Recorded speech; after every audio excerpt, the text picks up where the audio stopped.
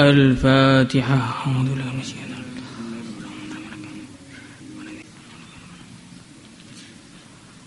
Abwabus sadaqah, thawabu man ruziqa kafafan wa qana'a wa sabara wa ta'affafa wa lam yas'al ahadan thiqatan billahi wa tawakkulan alaih.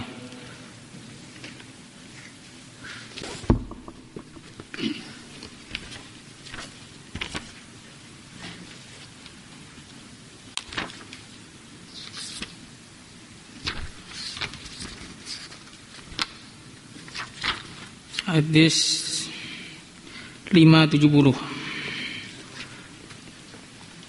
Kharrajat Tabarani.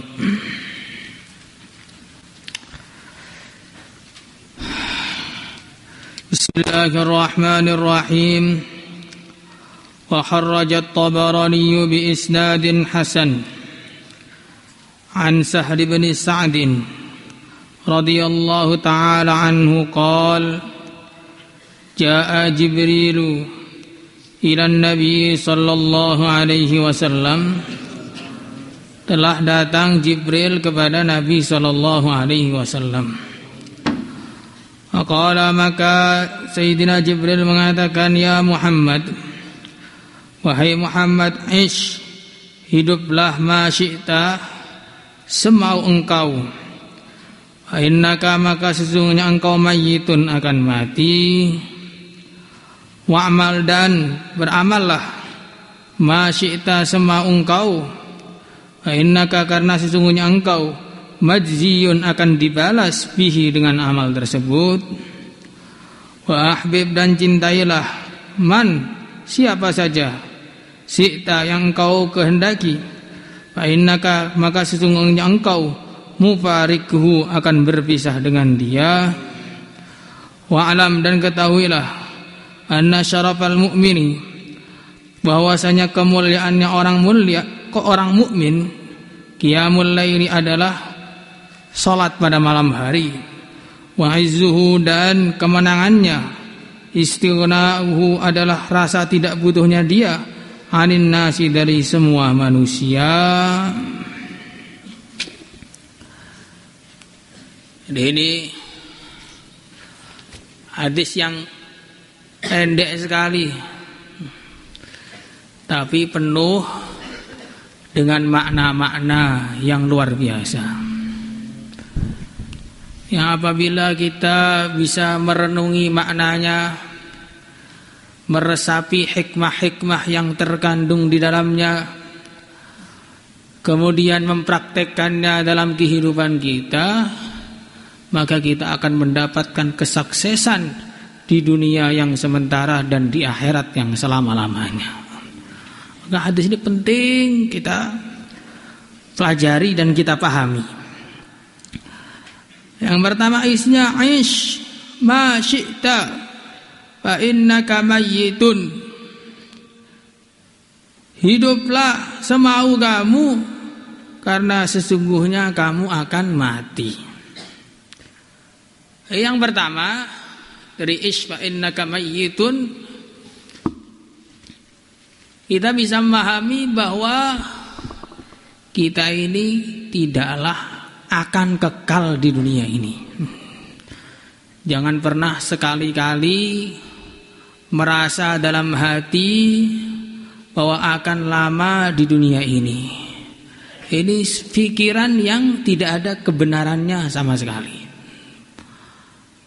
Karena kita ini bukan manusia pertama yang tinggal di dunia. Sebelum kita telah banyak orang yang mampir di dunia, dan sekarang mereka telah meninggal dunia. Sebagaimana mereka meninggal dunia, kita pun juga akan menyusul mereka. Maka diajarkan oleh baginda Rasulullah sallallahu alaihi wasallam, ketika kita lewat kuburan, kita diutus, diperintah untuk membaca doa assalamualaikum dara qaumin mu'minin wa inna insyaallahu bikum lahikun. Ketika lihat orang-orang di kuburan, suruh mengucapkan salam, sambil mengingatkan kepada diri kita sendiri, tunggu sebentar lagi aku akan menyusul Tuhan. Kemudian yang kedua kalinya, semua manusia dalam hidup ini punya cita-cita yang beraneka ragam. Ada yang punya cita-cita punya kendaraan-kendaraan yang mewah. Ada yang punya cita-cita agar dia punya rumah yang megah. Ada yang punya cita-cita bagaimana punya jabatan yang wah. Tapi ketahuilah, semua cita-cita kamu itu, semua cita-cita tadi akan terputus dengan kematian kita. Ya, semua cita-cita tadi akan terputus dengan kematian kita. Kalaupun kita berhasil mendapatkannya, kemudian kita akan mati dan meninggalkan apa yang kita kumpulkan dan kita usahakan. Kalaupun gak berhasil mendapatkannya, juga akhirnya yang kita dapatkan adalah kematian. Maka kita ini punya cita-cita, jangan punya cita-cita dunia. Saya ini ngaji Pak 6 tahun saja, kemudian setelah itu kuliah, sampai aliyah saja, habis itu kuliah, biar dapat S1, S2, ya, biar dapat jenderal bintang 1, bintang 2, bintang 7 lebih pusing lagi. Maka kalau kita ini punya cita-cita dunia, ketahuilah, ada kalanya kita mendapatkannya, kemudian kita harus meninggalkannya dengan kematian kita. Ada kalanya kita tidak mendapatkannya, dan itu yang paling banyak di kalangan manusia, dan akhirnya dia menyesal selama-lamanya karena umurnya hanya habis untuk perkara yang sia-sia. Maka bagaimana caranya? Isma syi'ta, kalau kita tahu bahwa kita itu setelah hidup akan mati, maka kalau punya cita-cita, carilah cita-cita akhirat. Kalau punya cita-cita, carilah cita-cita akhirat. Karena orang itu kalau punya cita-cita akhirat, kesampaian, tidak kesampaian, dia akan mendapatkan keuntungan. Sampaian, tidak kesampaian, dia akan mendapatkan keuntungan.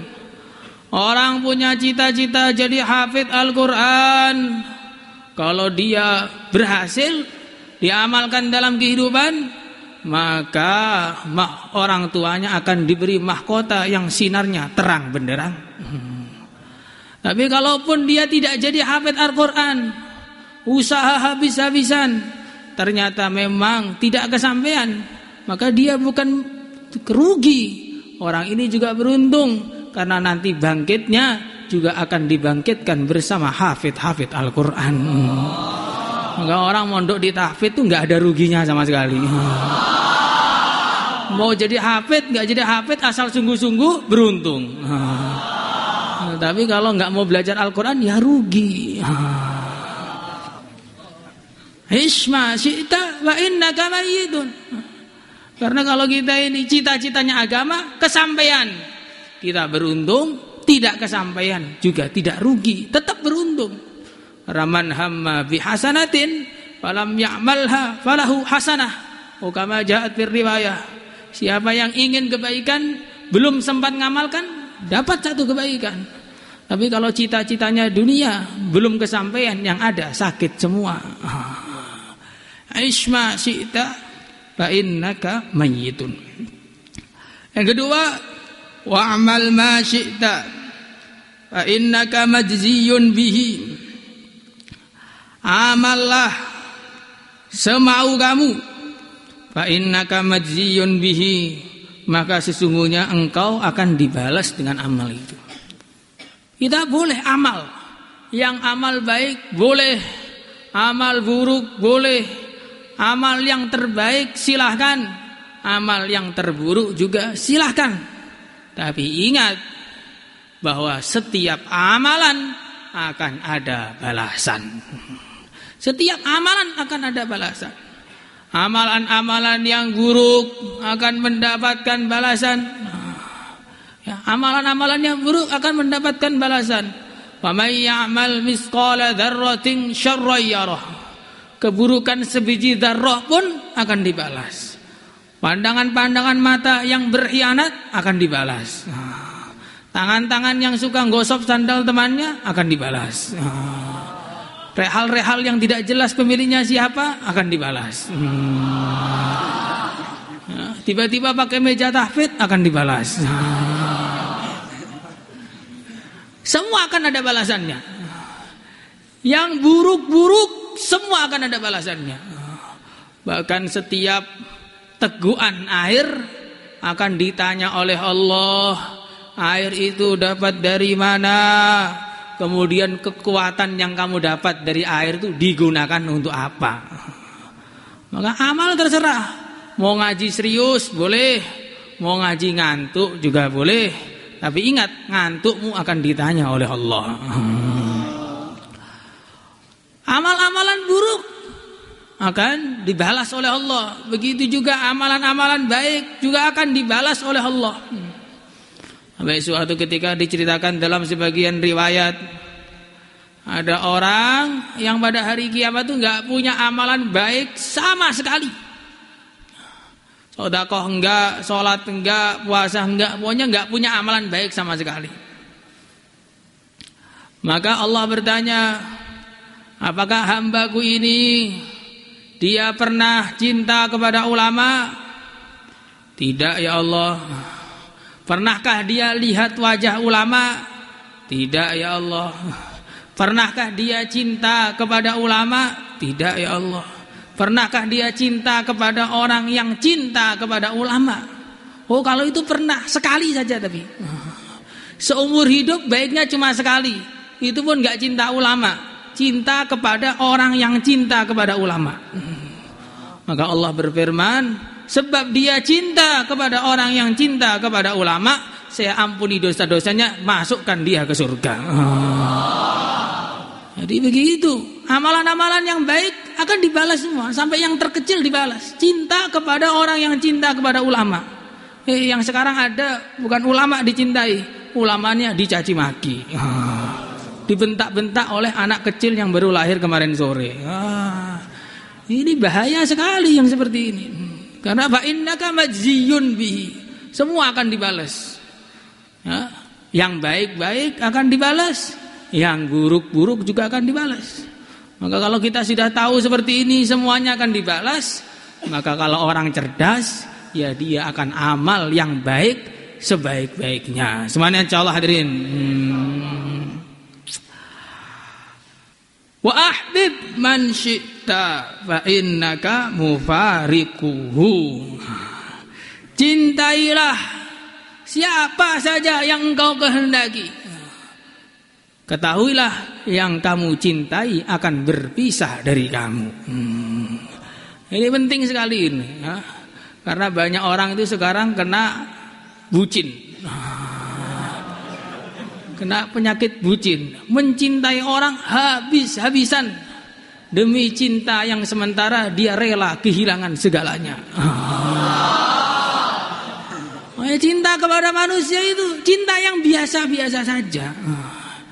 Karena ketahuilah siapapun yang kamu cintai pasti kamu akan berpisah dengannya.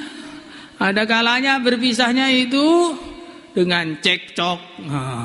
Ini yang banyak terjadi. Tengah jalan, yang dulunya setiap saat bareng, tiba-tiba lihat dari ujung jalan sudah cari jalan yang lain. Bahkan kebaikan-kebaikan yang dulu diberikan sekarang ditotal. Dulu kamu pernah begini-begini saya kasih, sekarang bayar utang. Ini kenapa? Karena dia mencintai manusia dengan cinta yang berlebihan, sehingga sakitnya pun berlebihan. Cinta kepada manusia itu biasa saja, gak usah terlalu berlebihan. Dan nanti kalau berlebihan itu kalau sekali lepas, itu lepasnya juga sakitnya berlebihan. Gak ada orang tanya, saya ini berusaha meninggalkan dia, tapi dia selalu terbayang-bayang dalam hati saya. Lalu bagaimana cara menghilangkan bayangan yang menghantui itu?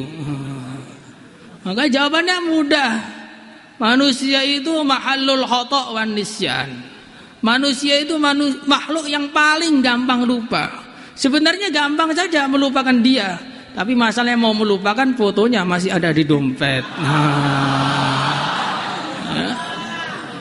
Jam tangannya pemberian dia. Bajunya kenang-kenangan waktu itu. Akhirnya nggak lupa-lupa jadinya. Ahbib man syi'ta wa innaka mufariquhu. Ya, cintailah siapa saja yang kamu kehendaki, ketahuilah kamu akan berpisah dengannya. Kalau tidak berpisah gara-gara cekcok, maka akan berpisah dengan sebab kematian. Mesti itu. Makanya cinta itu sama manusia, cinta yang biasa saja.